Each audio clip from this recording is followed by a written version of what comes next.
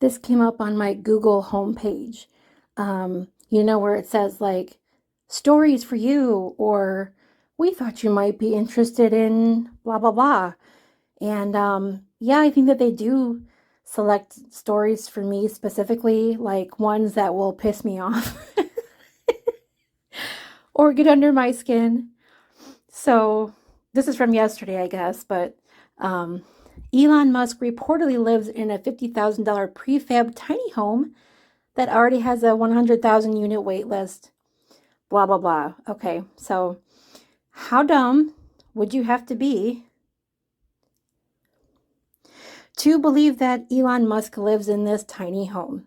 I mean, maybe he has a tiny home. I'm not even disputing that. He may very well have a tiny home. He may have a million of them. I don't know.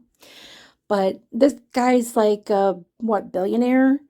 Um, and he supposedly launched a Tesla into outer space, right? Yeah. Oh, you can tell it's real because it looks so fake. Like, so do you, guy. Like, not that you can tell it's real part, but the looks so fake part. Like, so do you, dude. But oh, and I think he has like 6 children. I know he has 6 children at least. Maybe it's even more now, right? Like he recently had a like alien baby with that creepo, whatever her name is. But yeah. Anyway, so how is it that he's gonna live in this tiny house with all those children? I don't know. I don't know. I'm just asking questions.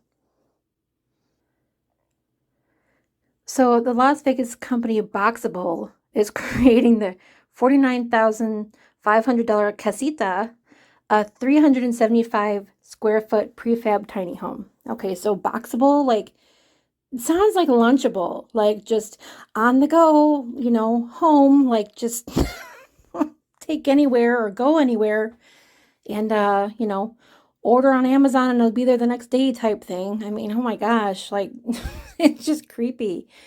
And casita, I mean, that is racist. I'm sorry, not sorry, but I mean, casa obviously is, house in Espanol. And casita, of course, is means tiny house or small house. So this is just racist, and I'm just putting that out there right now, okay? So Elon Musk is believed to live in a casita. By who? Who believes that? I don't. And then they go on to say that it has a waiting list and there's always units on the wait list and stuff. And it's like, oh my gosh. So I don't believe that for a second, but they want people to think that, this is just in and this is trendy and folks are just clamoring for it. Like social media has created this whole FOMO thing, right? Like fear of missing out. And oh my God, I gotta get in a tiny home. Tiny homes have become an undeniably popular alternative to the classic family home or apartment. Negative, because I don't know anybody who lives in a tiny home. And I mean, don't get me wrong, if that's your thing, if you want to live in a tiny home, then more power to you. You go right for it. But the thing is, this is the standard of living that they want everyone to have at a maximum. Like, look, they even have like a little lawn chair thing out front. Like, they want to get people used to this. And it's just sick because, again, it's not practical to live there with more than 2 people. 375 feet, that's smaller than my garage. And I don't live in a big house at all. So they, want people to get used to this standard of living where you can't even have a family, right? And these billionaires, they don't live in a tiny house, okay? They have Teslas and yachts and mansions and multiple of them probably. But what do you think the lumber shortage this past spring, like, what do you think that was about? Well, it was about the tiny house, basically, because, they want to make it so unaffordable to live in a house that, this is what you might get. You might get this if you're a good boy or girl. If you behave and, you know, take all of your stabs and your weekly or, daily or hourly tests, and take your temperature regularly. And yeah, if you comply with all that stuff, then maybe you'll get one of these tiny houses. But if you're like me and you're watching this channel, you're probably not even going to be eligible for a tiny house. You're more than likely going to be in a sewer tube. If you're lucky, or maybe just in a camp somewhere. I'm just saying, I mean, that's where I fully expect to end up. Um, yeah, it's just terrible. This is all just more climate-19 BS, right? Where they want to reduce, reduce, reduce, but not for them, just for us, just for the peasants. So this company, Boxable, the company's short history spans back to 2017, when the Las Vegas team decided to create its tiny homes after it saw a huge opportunity, yeah, I bet, to transition building construction worldwide into the factory assembly line, just like any other everyday product. Yeah, basically, just like any other everyday products. I mean, your home, no big deal. It's not meant to be, your home. It's not supposed to be special or safe or secure or anything like that. It's just another everyday product from the assembly line, like your average toilet or whatever. But starting out with the trendy, cool, and popular tiny homes was strategic, sorry, can't read, since it's hooked the eyes of more customers, Boxable's founder says. Shipping crates looks straight out of what's that movie? Ready Player One, doesn't it? Right? Like maybe you can stack your tiny house on top of mine, or vice versa, and then we'll have to share the electric bill and all that stuff. I mean, if we behave, if we have enough social credit for that month, maybe we can split the electric bill. I don't know. I'm just saying. There's a glimpse of what you might be able to expect. It's roughly the size of like a studio apartment. Get ready for your casita and go ahead and sell your house right now so that BlackRock can buy it up, and then you can't afford to buy another house, and then therefore you're in a tiny house. It works out perfectly for them. I suppose it's just another amazing coincidence or incident of happenstance that this story comes out at the same time as this one. UN climate change report sounds code red for humanity. Code red for humanity, what do you think that really means? Uh, I find that very disturbing. Human activities unequivocally causing climate change. CC 33, always the climate change, the climate-19. And the world is likely to hit 1.5 Celsius warming limit within 20 years. 1.5 Celsius, that's like over 2 degrees, I guess, Fahrenheit. I mean, I don't know. I'm sorry, I'm an American, so major fail, UN, because most of us won't even be able to understand this story, okay? So let's see now.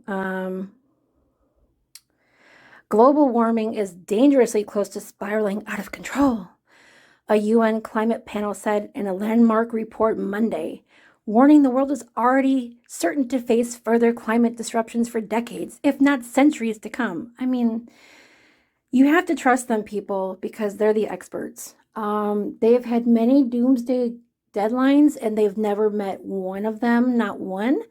But they're the experts, so just keep trusting the plan, and it's going to happen. So you better comply and get with it, okay?